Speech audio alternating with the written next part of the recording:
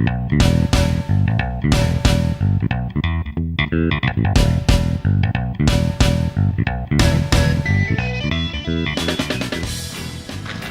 evening, ladies and gentlemen, and welcome to the complete works of William Shakespeare, Abridged.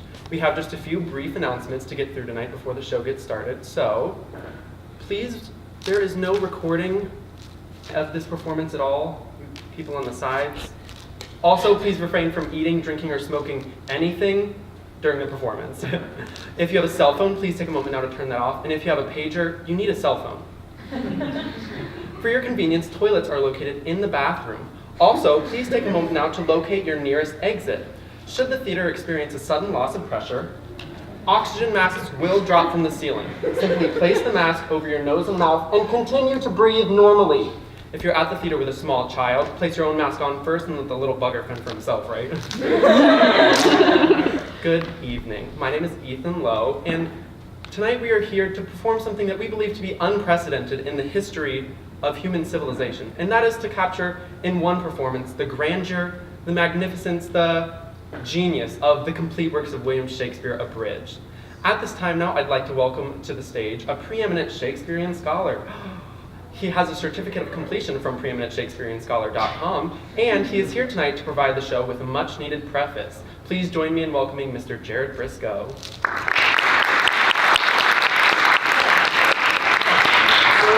Thank you. You're welcome.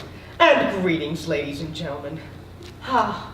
William Shakespeare, playwright, actor, poet, philosopher, and Stratford's proudest flower, transplanted from the heart of the English countryside to bask in the warmth of London's literary greenhouse, a man who, despite the ravages of male-pattern baldness, planted his potent seed of poetical genius in the fertile womb of Elizabeth's England. There, that seed took root and grew throughout the lymphatic system of Western civilization, becoming the oozing carbuncle of knowledge that grows even today at the top of our collective consciousness. But how much do we intellectual inhabitants of the 21st century really know and appreciate the plump fruit of Shakespeare's productive loins? I don't know, Jared, how much? Well, then, I believe I could illustrate this point with a brief poll from the audience. Bob, could I get some house lights, please? There with it. Oh my. You are all average. But above the average of literary distinction. You are all obviously a theater-going crowd, and yet, if I may, please have a show of hands if any of you have ever seen or read any play by William Shakespeare. Any experience to the bard? We are screwed. Why? Oh, they know more than us. Okay, you're an eminent Shakespeare scholar. No, I'm preeminent. Then be preeminent. How? Hire a clown? Narrow it down. Oh, now, ladies and gentlemen, let's see if we can narrow that down just a little bit. Let's see. Keep those hands up if any of you have ever seen or read All's Well That Ends Well? All's Well That Ends Well? Oh, that's looking much, much better. Actually, let's see if we have any super eminent Shakespearean scholars out there tonight. Keep those hands up if any of you have ever seen or read King John? Really? Seen it? Read it? I downloaded it. Oh, you downloaded it. Well, ma'am, would you mind telling us what it's about? It's about a hunchback. No. I'm gonna stop you right there. King John is not about a hunchback. As any preeminent Shakespearean scholar could tell you, King John is about a king named John. Yeah. Ma'am, would you stand up for us, please? Thank you. Ladies and gentlemen, ecce homo. Wait, what? Oh my. Judging by your obvious lack of fluency in Latin, may I assume you haven't matriculated? Today, isn't that a little personal? I mean... Ladies and gentlemen, look at this woman.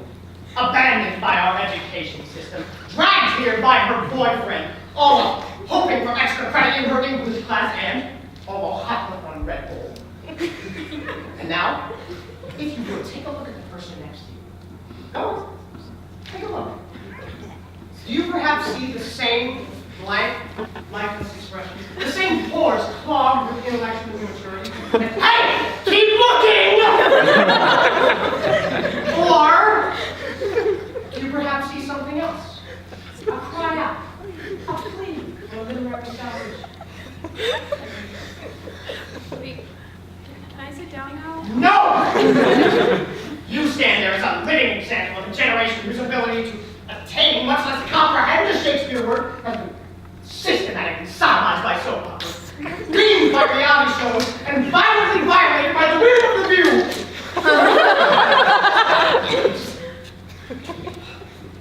Ladies and gentlemen, I implore you, exchange the cheap thrill of the car chase for the splendor of the sonnet, the isolation of the iPhone for the idols of the iam.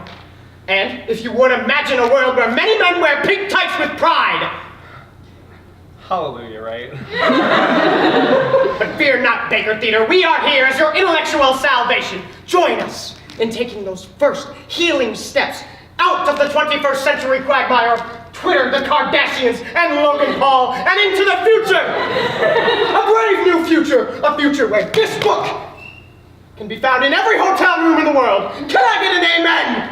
Amen. Can I get an amen? Thank you. This is my dream, ladies and gentlemen, and it begins tonight. Join us in taking those first healing steps down the path of intellectual redemption by opening your hearts. Yes, open your hearts and your wallets, or simply charge your donations to 1-800-THE-BARD via your Visa or MasterCard right now. Come on, right now. All right. Okay. Yes, give us your cash if we be friends, and deduct it when the tax year ends. Now, may the show begin. And may the bard be with you. Thank you, Jared.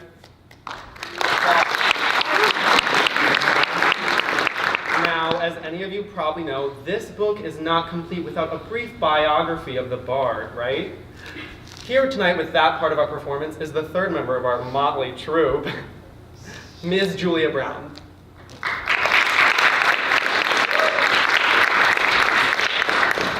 Keep clapping, I'm not up there yet. Well, No, don't touch them, they go in order. They fell in order. Hello everyone, as you can see, I am not an audience member. I completely fooled you. It's called acting. But while I was in the audience, I was Googling some information about Shakespeare so we could all get the show started off on the right foot and know a little bit about his background and everything before we got started, okay? William Shakespeare. Okay. William Shakespeare was born in 1564 in the town of Stratford-upon-Avon, Warwickshire. The third of 8 children, he was the eldest son of John Shakespeare, a locally prominent merchant, and Mary Arden, daughter of a Roman Catholic member of the landed gentry. In 1582, he married a farmer's daughter named Anne Hathaway. Wait, isn't she that chick from Les Miserables? No, it's not. Oh, that's too bad. She's kind of hot. Okay. I wouldn't know. Shakespeare arrived in London in 1588. In 1592, he had achieved success as an actor and a playwright. After 1608, his dramatic production lessened, and it seems he spent more time in Stratford. There he dictated to his secretary Rudolf Hess the work Mein Kampf, in which he set forth his program for the restoration of Germany to a dominant position in Europe. After reoccupying the Rhineland zone between France and Germany, and annexing Austria, the Sudetenland, and the remainder of Czechoslovakia, Shakespeare invaded Poland on September 1st, 1939, thus precipitating World War II. I never knew that. Oh, okay. Shakespeare remained in Berlin when the Russians invaded the city and committed suicide with his mistress, Ava Braun. He lies buried at the Church of Stratford. Thank you. Thank you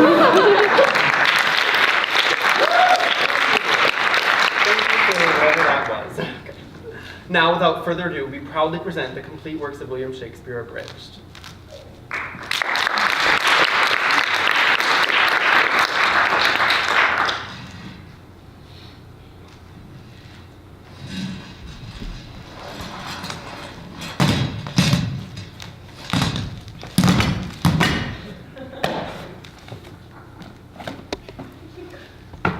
All the world's a stage, and all its men and women merely players.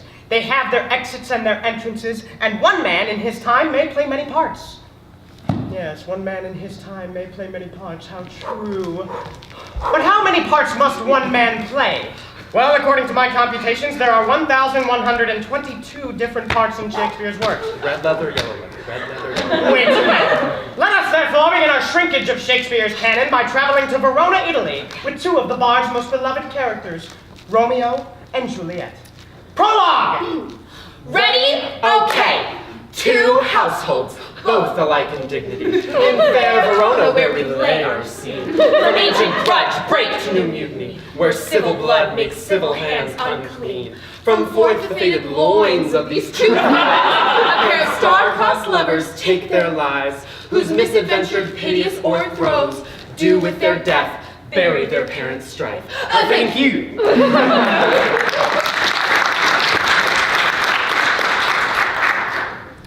Act 1, Scene 1. In the street meet two men, tall and handsome. One Benvolio, the other named Samson. Their hatred fueled by an ancient feud, for one serves Capulet, the other Montague. Duh.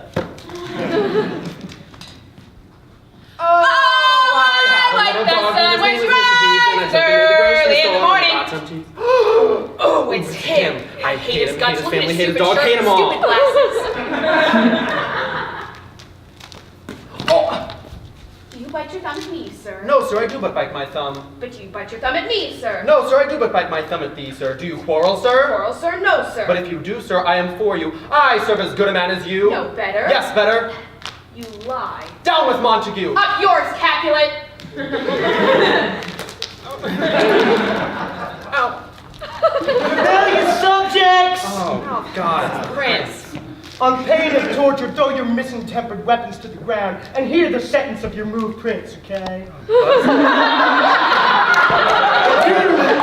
Capulet shall go along with me. Come you later this afternoon to know our farther pleasure in this case. It's gonna be you. Brown nose. Ass hat.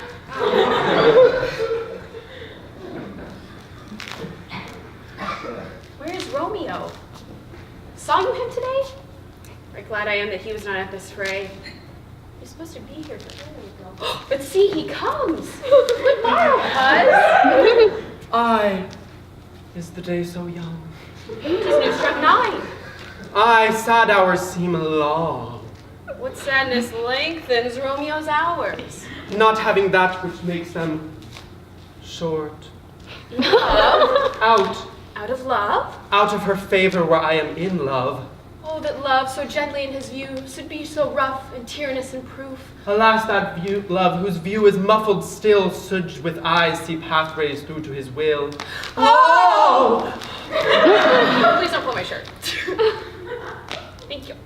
Go ye to the feast of Capulets, where sups the fair Rosaline whom thou so lovest. Go thither and compare her face to some that I shall show, and I shall make thee think thy swan a crow. None fairer than my love. Okay, well, there's free beer, so. Let's go. Yeah. Now hie we to the feast of Capulet, where Romeo shall meet his Juliet, and in a scene of timeless romance, he'll try to get into Juliet's pants.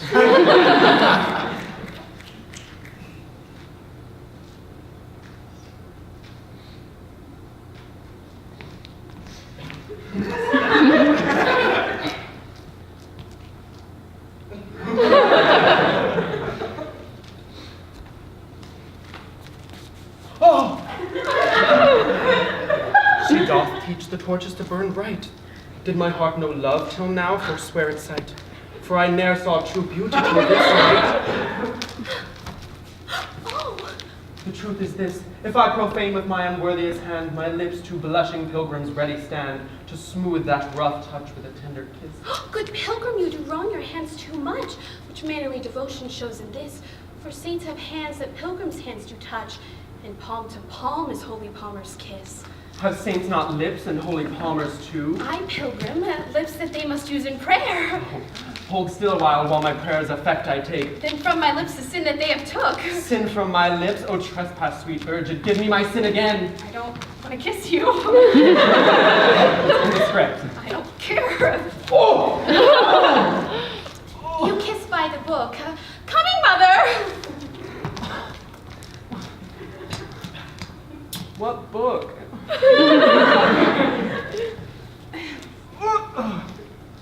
Aye, is she a Capulet? What are you doing? The balcony scene. But soft, what light through yonder window breaks? Oh, Romeo, Romeo, wherefore art thou Romeo? Deny thy father and refuse thy name, or if thou wilt not be but for my love, and I'll no longer be a Capulet. What's in a name anyway? That which we call a nose by any other name would still smell. Oh, Romeo, doff thy name, and for thy name, which is no part of thee, take all myself. Oh, really, it wasn't that high. Fear of heights. I take thee at thy word, fair maiden. Call me but love, and I shall be new baptized. Okay, hold on. What did you say?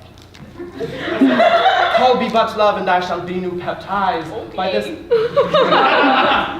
No, I said, call me but love, and I shall be. Okay, call you butt love. Butt love, butt love, butt love. You like butt love, butt love. Butt love. Stop! Oh, what then art thou? Art thou not Romeo in a Montague? Neither, fair maiden, if either thee dislike. Oh, Romeo, dost thou love me? I know thou wilt say aye, and I will take thee at thy word. Yet if thou swearest, thou mayest prove false. Oh, Romeo, if thou dost love me, pronounce it faithfully. Lady, by yonder blessed moon I swear Oh, swear not by the moon. Then what shall I swear by? That one? Yeah, that one. No. Lady, by yonder blessed virgin I swear that...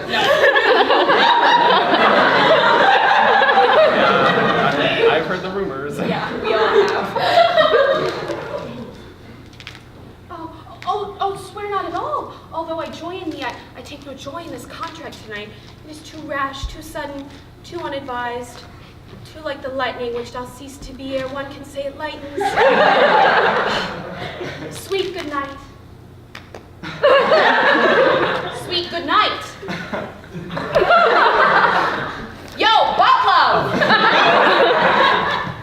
Oh, wilt thou leave me yet so unsatisfied? What satisfaction canst thou have tonight?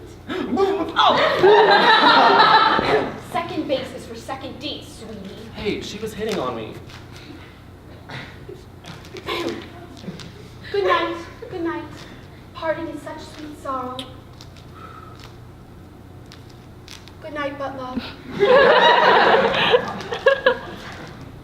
Lo, Romeo did swoon with love. By prudence he be crippled. But Juliet had a loathsome cause, whose loathsome name was Tybalt. Romeo, the love I can afford for thee has no better term than this. Thou art a villain, therefore turn and draw. Tybalt, I doth protest. I never injured thee, but loved thee more than thou canst imagine. Oh, the wretched boy I am for you! Oh, God, I'm slain! Whoops. 3 months of choreography down the drain. Moving right along, from Tybalt's death onwards, the lovers are cursed, despite the best efforts of friar and nurse. Their fate pursues them, they can't seem to duck it. And at the end of Act 5, they both kick the bucket.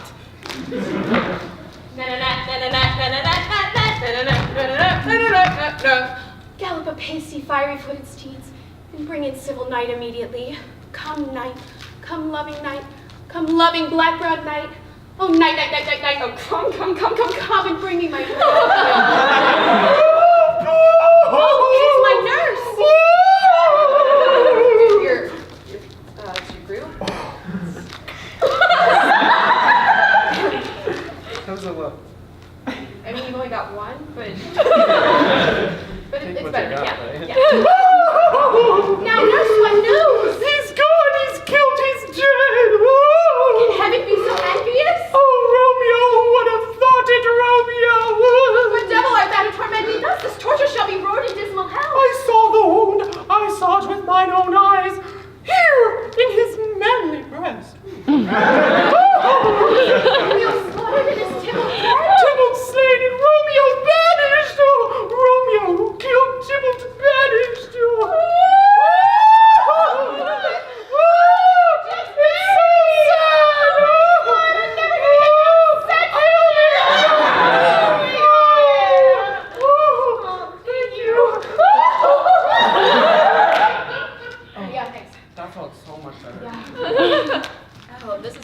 no good later.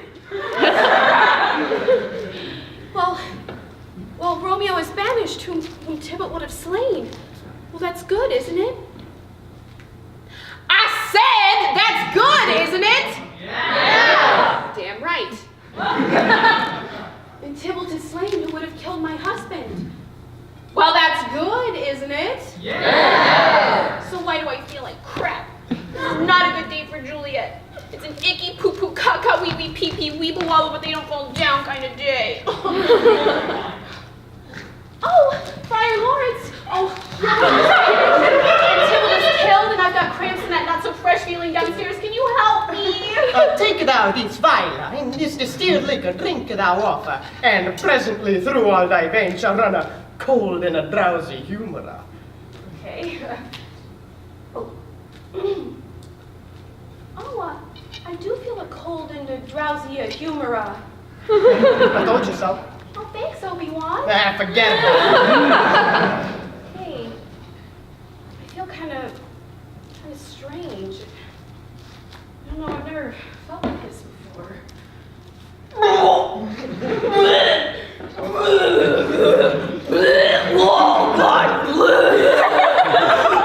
This is like that one time I ate at the Denny's at the truck stop. Oh, God. There, all better.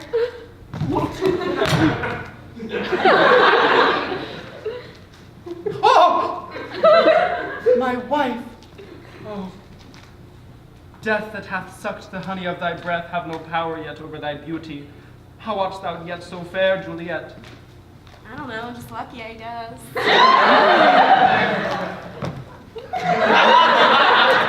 Here's to my love. O true apothecary, thy drugs are quick. Thus with a kiss I die. Why?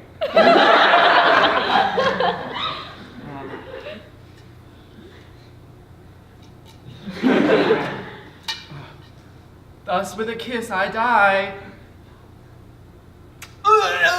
No, we're dying again.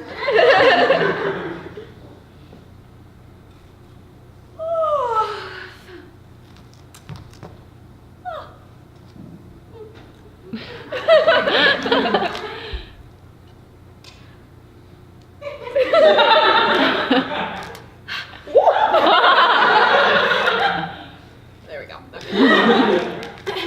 Good morning. Where is my love? What's this? A cup close to my true love's hand.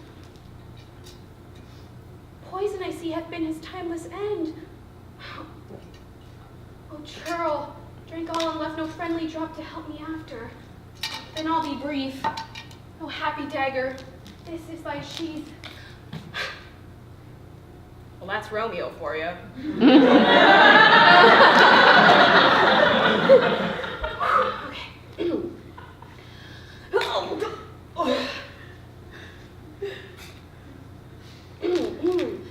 Oh, God.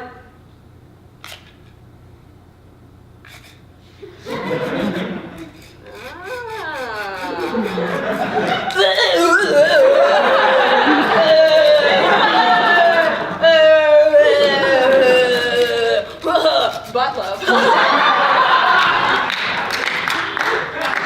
There rust, and let me die. Oh. Epilogue! A glooming peace with it this morning brings. The sun shall not show its head. Go and tell other of these said things. Some shall be pardoned and other punished shed. For never was there a power than this of Juliet and her Romeo.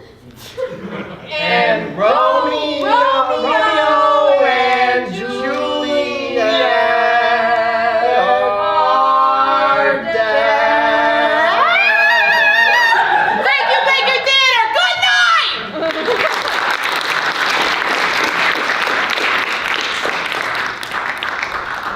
Oh, thank you. I couldn't find the rose. So, well, we got that done in 12 minutes on my watch. But, so So 12 minutes times the 35 other plays. Does anyone have a calculator? No, I got it. Carry the 4. That's like 35 hours. I didn't go to school for math, but... Well, Romeo and Juliet was a classic, unlike this next play, which Shakespeare wrote as a 24-year-old starving artist. Been there, done that, right? It's no surprise that food dominates his first tragedy, the primitive revenge drama, Titus Andronicus, which we now present as a cooking show.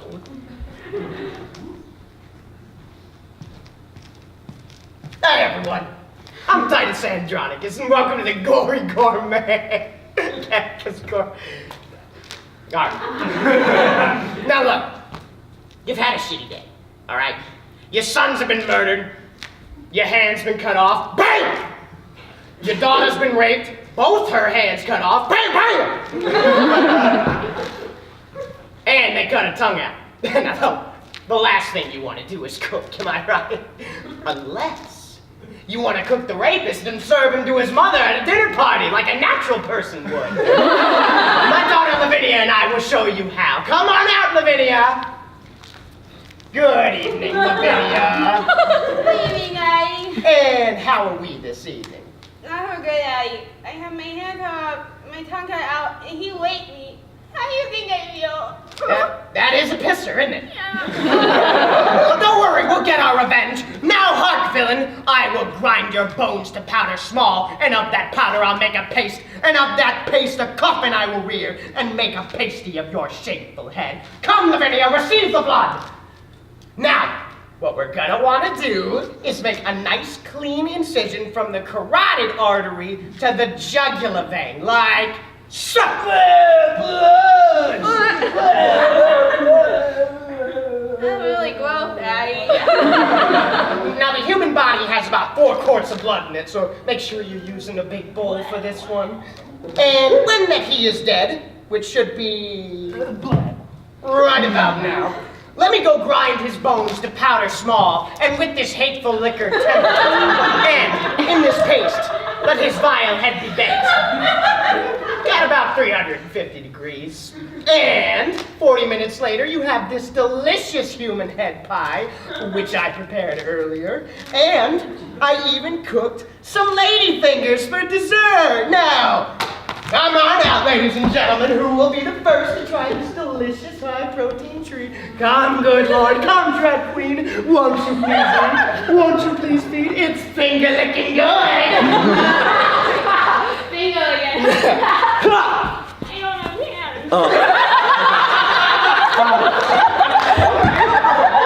Tune in next week at the same time where our special guest Timon of Athens will teach us to make ratatouille out of our special guests, the Merry Wives of Windsor. Now, good night, everybody. Say good night, Lavinia. Close enough. Yeah. Good night, everybody, and bon appetit.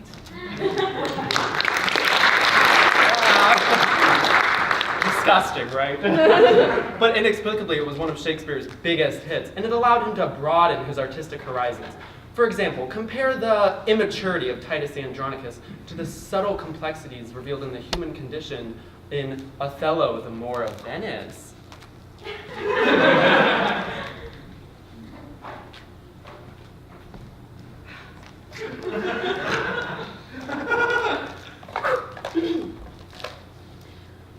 Speak of me as I am.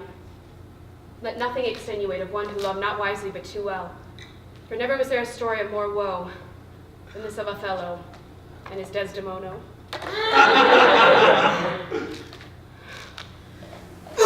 Oh, Desi, I loved you.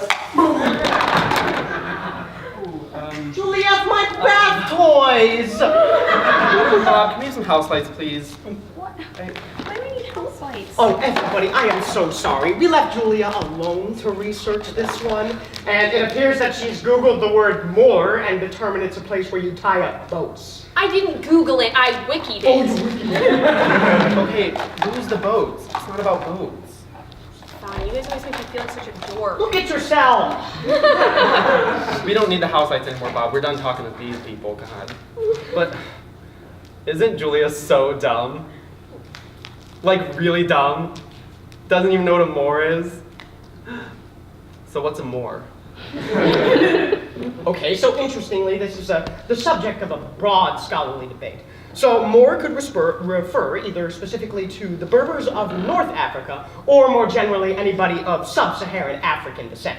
Oh, so Othello's black. Whoa, whoa, whoa! I think you mean African American? That takes place in Italy. Okay, so he's Black. African Italian. Okay, you guys, when I was back there, I had an idea that we could do for Othello. It's a little bit old school, but it's totally boatless. We just need to get a beat going, okay? Bob, if you would, 100 beats per minute. That seems about right. Yeah. Okay, let's see. Just follow my lead, okay? Okay. Oh, okay. Here's a story about a brother by the name of Othello. He liked white women and he loved green jello. Okay, yeah. Yeah, please back me up on this. And the punk named Iago, who made himself a menace because he didn't like Othello, the Moor of Venice. Now Othello got married to Desdemona. But he took up for the wars and he left her alone. It was a Mona. A groaner, he left her alone. He didn't write a letter and he didn't telephone her. Right? Good? Right? Ready? Let's go. Thank you, Bob. Now, Desi left a dumbass for Othello had a penis. And then he left Othello because he had a big Sword? But Iago had a plan that was clever and slick. He was crafty. He was fine. He was sort of a penis. He said, I'm gonna shaft the Moor. How you gonna do it? Tell us! Well, I know a tragic flaw is that he's Too damn jealous! I need a dupe, I need a dope, I need a kind of a schmo. So we find a chump sucker by the name of Cassio. And he plants on him Desdemona's handkerchief. So Othello gets to wondering just maybe if, while he's been out fighting, Commanded an army. Are Desi and Cass playing Hyper Salami? Salami! So we come back home and he smothered the biatch. And he thinks he pulled it off. With that, here, there's Amelia at the door. who we met in Act 4. Who say, yo, homie, she wasn't no hoe. She was pure, she was clean, she was virginal too. So what did Othello make her face turn blue? It's true. It's you, now what you gonna do? And Othello say, Damn, this is getting pretty scary. So he pulled out his blade and committed harakiri. Do that funky Moor thing, white boy. Iago got off on a technicality. Move to Hollywood. Then got his own TV show that is prime time. HBO. Desert houseboat. That's it, that's the end of the... Oh, what? How do we end it? I've never rapped. Obviously, I've never rapped before. It's like a boat. Like a boat. All right. 1, 2, 3. Boats! We out.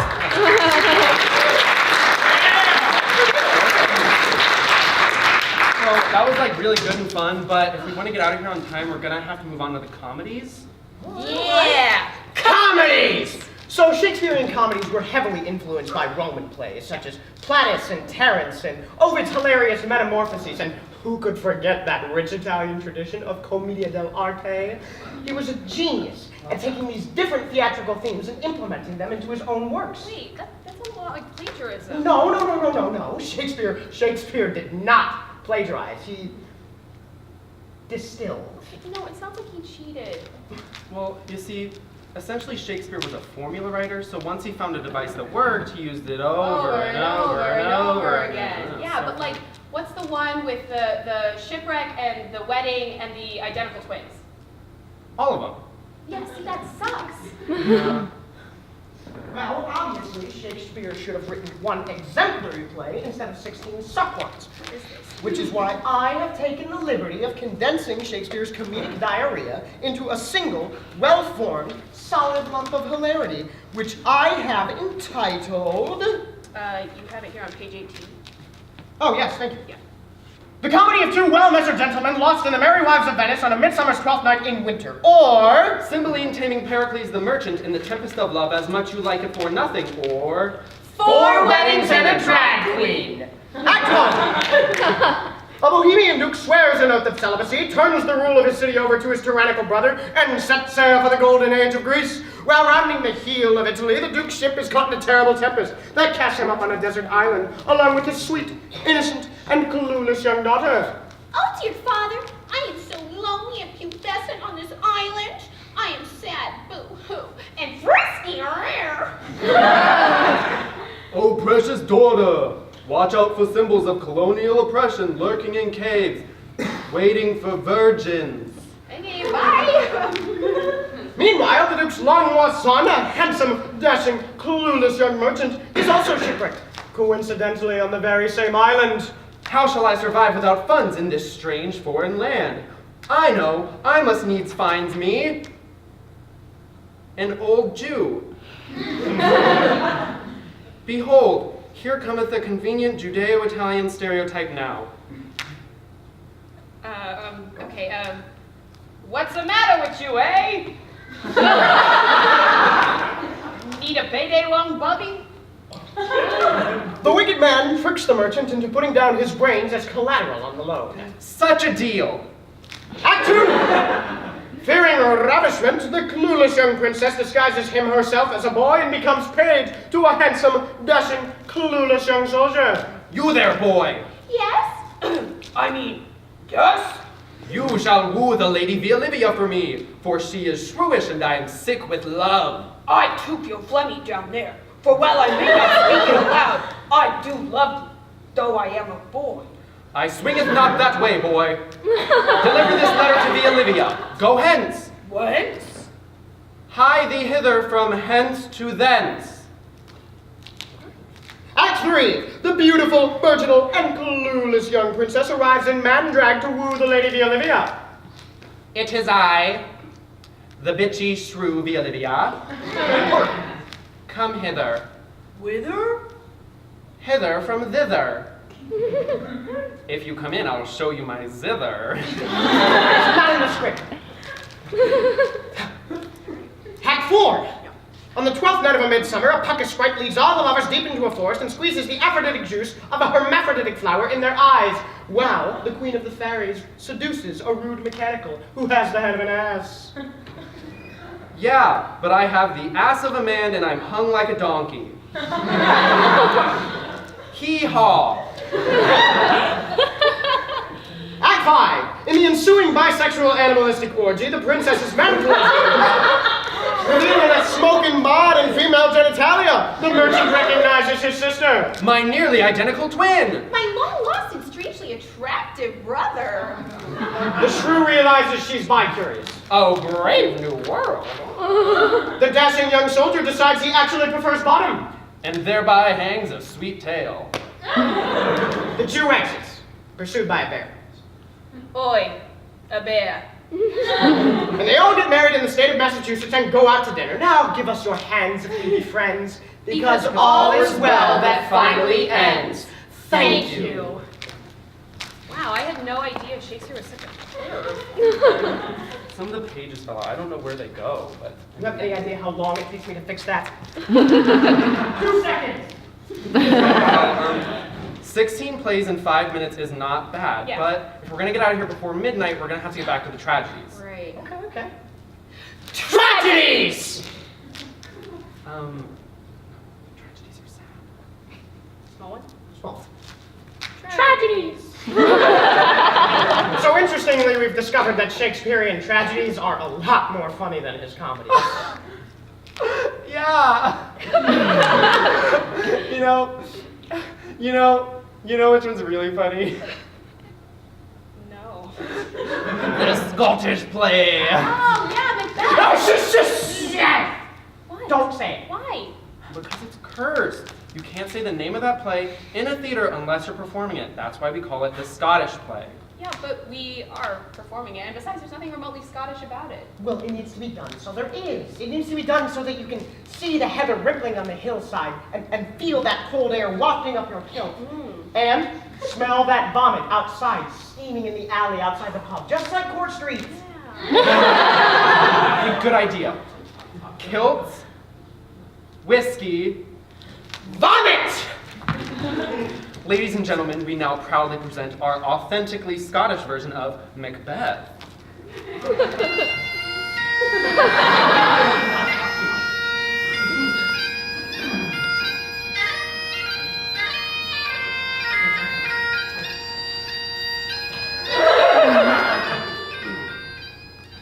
Double, double toil and trouble. Stay ye in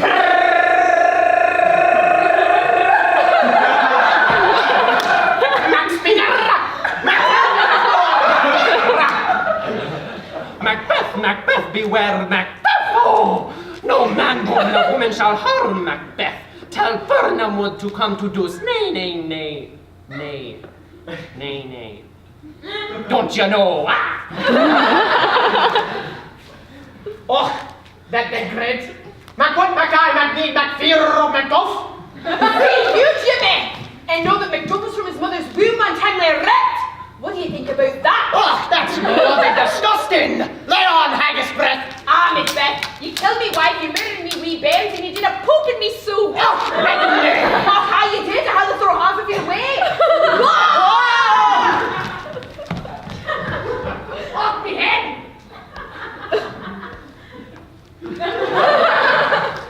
Behold where lies usurper's cursed head. Macbeth, your ass is out the windy. Oh, yeah. And know that there was never a story of more blood and death than this of Mr. and Mrs. Macbeth. Thank you.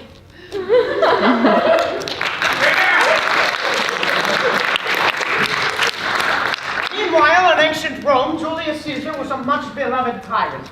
Oh, hail, Julius Caesar! Hail, citizens! Who was warned by a soothsayer. Beware the Ides of March. The great Caesar, however, chose to ignore this warning. What the hell are the Ides of March? It's the 15th of March, dumbass.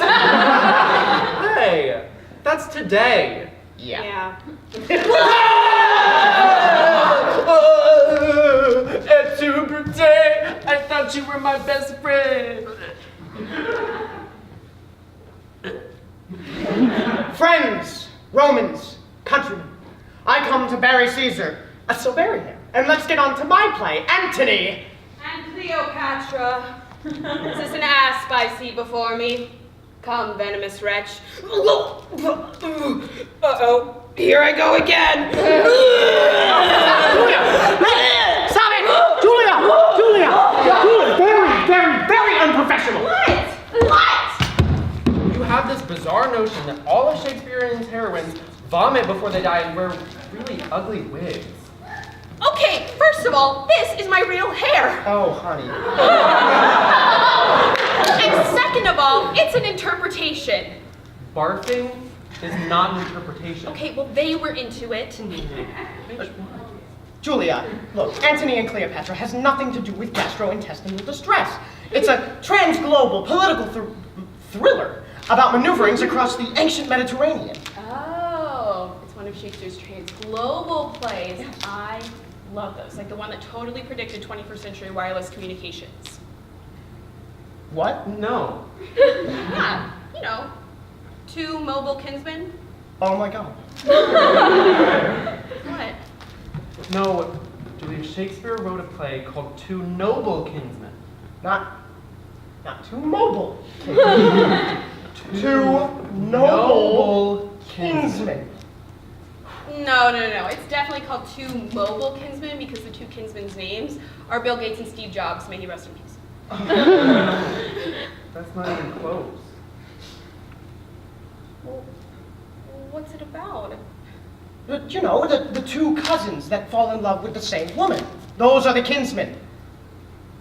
Oh, so they're like texting here, OMG, be my BFF, LOL, DTF, Gym 10 laundry, all that jazz. Those were dirty. Well, that's dumb. I never even heard of that play. Well, that's because Two Noble Kinsmen falls within that group of Shakespeare plays which are neither comedy, tragedy, nor history.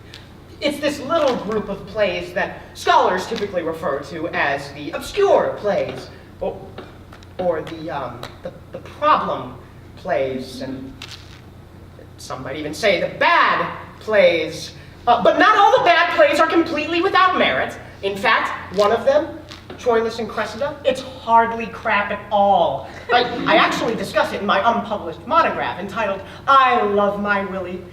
Oh, you guys would love it. It's big, it's long, it's girthy, it's uncut, and, well, not to mention I've been hammering away at it for years. In fact, if you don't mind, I'd actually like to whip it out for you right now. Jared, stop. We don't want to see you.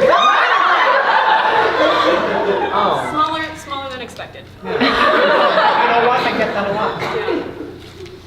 Well, that sounds boring. So why don't we do like a performance art interpretive dance version of your who's it, what's it? I don't care. Yeah, I love interpretive performance art. It's so Just gets your motor running in all the right ways. pretentious. Yeah, that's what I was looking for. Yeah, we can use Troilus and Cressida as a jumping off point to explore deeper themes like the transient nature of life and the arising and dissipation of forms. Yeah. Go get some props. Okay, yep. No, hold on just a second. I was thinking we could do more of a straightforward, scholarly approach to No, this. screw that. No, that's really boring. So you just come up here, read your thingy, and we'll do the performance art interpretive dance behind you. Oh, okay, all right. So Troilus and Cressida was written in 1603 and is in quarto in 1604. It appears in the first folio. Now, let's see, where to start? Actually, this is quite humorous. This version is some 166 lines.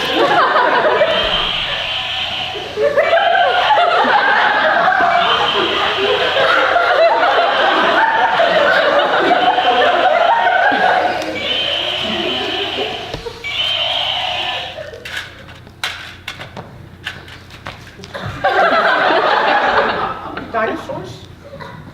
Ladies and gentlemen, my monograph has nothing to do with dinosaurs.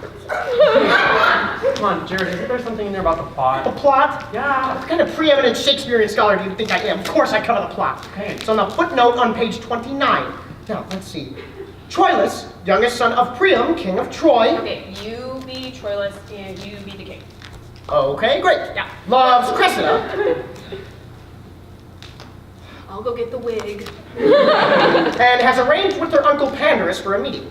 Although she feigns indifference, she is attracted to him. I have to feign indifference. Yeah. Shouldn't be too hard. Yeah. Hey, this is slimming. Meanwhile, the Greek commander Agamemnon has surrounded the Trojans. Whoa, whoa. Whoa! Agamemnon. Agamemnon. Boring. Yeah, that was so boring, I wanted to actually just leave. They're not funny. Frankly, you guys aren't very funny. I was class clown. Yeah, okay, but like as soon as you said Agamemnon, I was like totally in snooze town. No, I did not promise these people dry, boring, vomitless Shakespeare. Am I right? Yeah! Goodness, That was anything worse. really enthusiastic. Julia, you do not even know these people! Yes, I do. They are some of my very best friends. I got to know them while I was sitting out here duping. So see, this is Riley. She has a really cute outfit on today, and she's like a really nice person. This is Caleb. He likes the Columbus Blue Jackets a lot. And this is Sam, and she has a job interview on Monday, so if we could all like wish her good luck.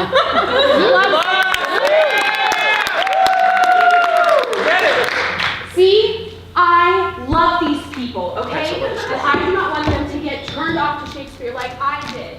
Okay, what was your point? That's my point. I love these people. I don't want them to get turned off to Shakespeare. So, okay, when I was in school, I'd be sitting there, we'd be studying Shakespeare, staring out the window, looking at all the kids playing ball and thinking, man, why couldn't this Shakespeare stuff be more like sports? Sports? What do you mean sports? Well, you know, like sports are engaging, they're exciting. Take the histories, for example, okay? With all those kings passing the crown from one person to the next, running up and down the field, I mean, it's almost exactly like football. I mean, I guess they are kind of similar. Yeah. You know what? I do think I have a whistle in here. Oh my god. A trusty pants whistle. Okay, line them up. Let's kick some royal ass. 24, 32, Richard III, Henry IV, Part 1, Part 2. And the crown is set to Richard II, that well-spoken 14th century monarch. He's making back to pass looking for an heir downfield. Oh, but it's a heavy rush from King John! Downward. The crown is in the air, and Henry V comes up with it. He's met immediately by King John. Oh, he's got him into 3 parts. That's gotta hurt.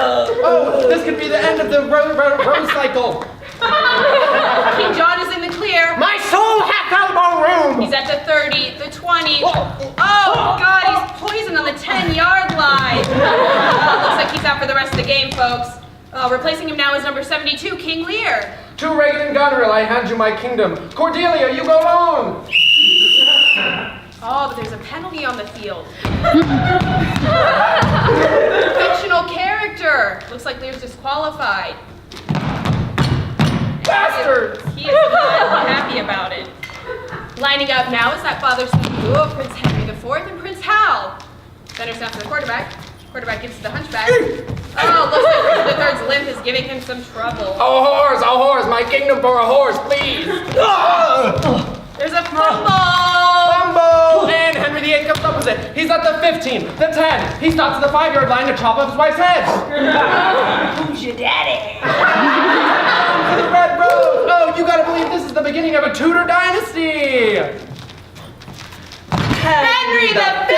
Richard III. This whole family is freaking absurd. Go Bobcats!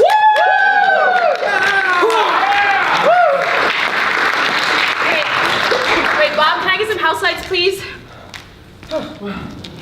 What are you... Wait, sorry, I'm winded. What are you doing? I'm checking out the plays. I think we might have done them all already. Really? Yeah, like the histories were just now. The comedies were a lump of hilarity. Yeah. Okay, that leaves the tragedies. Let's see. We did Titus Andronicus with all the blood. Yep. Romeo and Juliet we did. Yeah, Troilus and Cressida. Okay, we wrapped Othello. Lear was in the football game. Macbeth was with Scottish accents. Antony and Cleopatra? Oh yeah, I vomited on that lady right over there. Okay. Timon of Athens? No. No, we don't have a Pumbaa. Well, we are in Athens, and I mentioned it, so that can count. Okay. Coriolanus? Let's skip that one. Why? What's the matter with Coriolanus? I just don't really like the anus part of it. It's offensive. I never heard. Okay, so we'll skip the anus play. And that's it, right? That's all of them. Huh. Nice. Wow, we're gonna be able to let you guys out of here way ahead of schedule. Yeah. Oh, no. Hang on, you guys. Check it out. Wait, what? Look.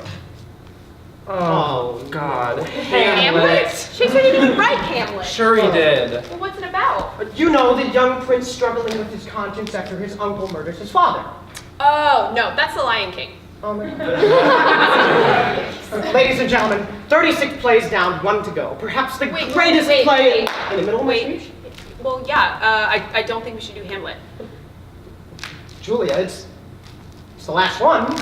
No, I know, but I mean, we just did that football game and it left me emotionally and physically drained, and I just don't think we could do it justice. Well, we don't have to do it justice, we just kind of have to do it. But I don't want to do it. Julia, our show is called The Complete Works of William Shakespeare. Okay, so call it The Complete Works of William Shakespeare, except Hamlet. That's the most ridiculous thing I've ever heard. Julia, I think all your little friends out here want to see you do Hamlet. Am I right? Yeah! See? Fine. If you want to do it so badly, you two do it. I'm going to go sit out in the audience and watch. Julia, this is a Yeah. 3-man show. Yeah, 3 men. Find another man. Julia, you look like a man. It'll work perfectly. No, ma'am, let go of her. She has Let go of her. Let go of her. Enabler. Come on, that's what it is. Stop! Don't touch me. Okay, jeez. Okay, we'll start on the guard scene. So we'll need a Horatio and a Bernardo. Okay, yeah, got it. Okay, and we'll also need a Guildenstern and a Rosencrantz. No, they have their own play, we can skip them. Okay. Julia, park it! Don't you dare! Julia, get back here, you Shakespeare weenie!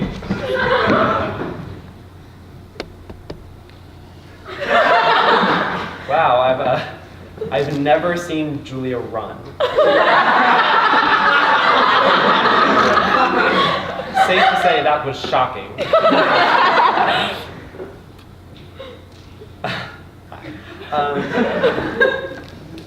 Here, just wait here.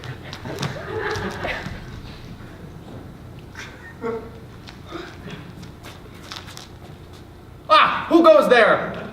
Long live the king! Oh, Bernardo, he! It's not as good with one person, is it? Here, 1 second.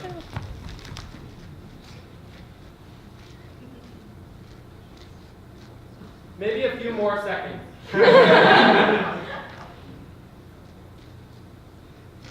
Almost ready.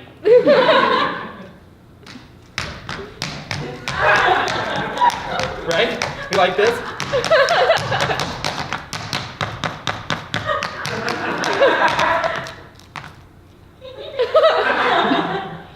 It's not as good without music, is it? Well, do you guys want to hear a joke, maybe? Yeah. Well, I heard one person say it before everyone else, so.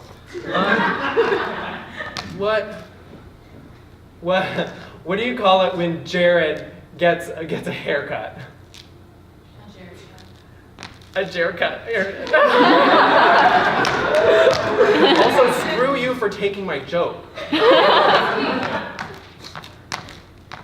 Well, I don't know if I can come up with a joke as good as that one. So, well, I had this really weird dream last night. Do you guys want to hear about it? Sure. That seemed less enthusiastic.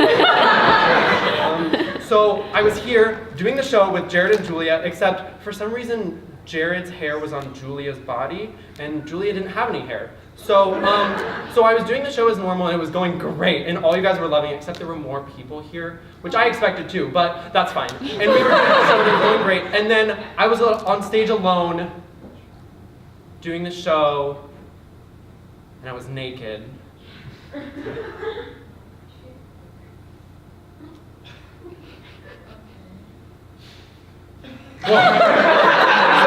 So why don't you guys go out for intermission? I'm running out of things to say. You guys go out for intermission, I don't know, support our flamingo friends, get some snacks, go to the bathroom, I don't know. And I'll meet you guys back here in 15 minutes, okay?